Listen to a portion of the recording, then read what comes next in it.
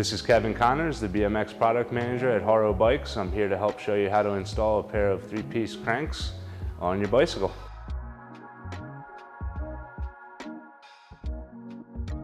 Ideally, what you want is a simple bolt and thread-on style bearing press. These can be purchased at any bike shop. If you do not have the money, you can use something as simple as your common mallet. You do not want to use something that is blunt metal, obviously, because you're hammering against a bearing and or the frame. The first thing you're going to want to do is grab your lithium grease, and you're going to want to grease the entire inside surface that the bearing is going to be resting against, as well as the outside edges of the bearing.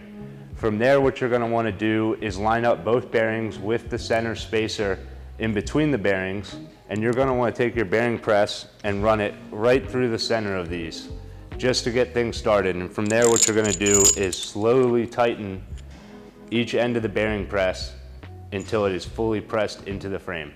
You will notice that the bearing center sleeve should not have any play side to side and should fit snugly and evenly between the two bearings. You can use your common mallet. Now when you do this, you want to make sure that you are hitting the outside edges in a smooth circular pattern around the bearing, so you're installing it nice and evenly into the bottom bracket. For the next step, you're going to want to grab the crank spindle, which is the center piece that both crank arms attach to.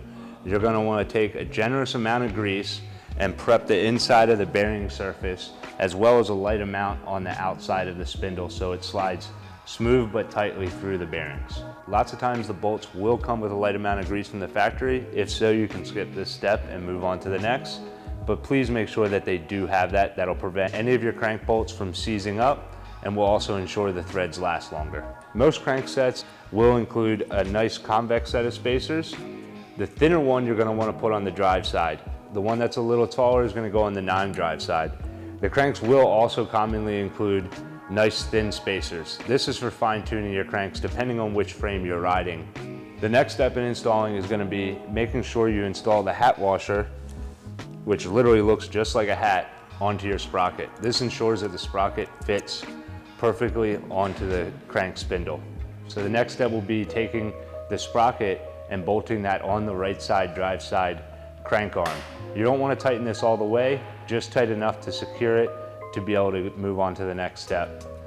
You're going to want to go ahead and place both crank arms on both the drive and non-side drive nice and evenly, so that way they run parallel with the seat tube.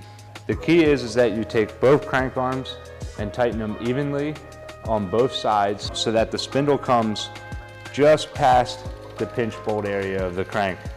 Once you've got the cranks all nice and tight and they should spin freely with no friction, you can go ahead and then at that point move on to the sprocket bolt. The sprocket bolt you're going to want to snug up nice and tight. The last step in tightening the crank arms would be the pinch bolts. You always want to tighten those last. Those are there as a backup to ensure that should your crank arm spindle bolt come loose, you still have pinch bolts holding your cranks on nice and tight. You want to make sure that the chain line is nice and even and as close from the rear freewheel or cassette all the way to the front sprocket.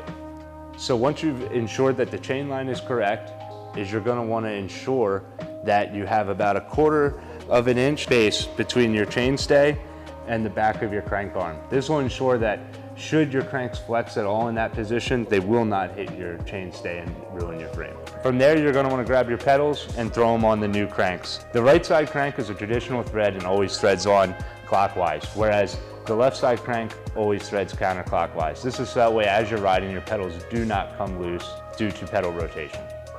Now that you've got your cranks all installed on your bike, you're ready to go out and ride and enjoy life.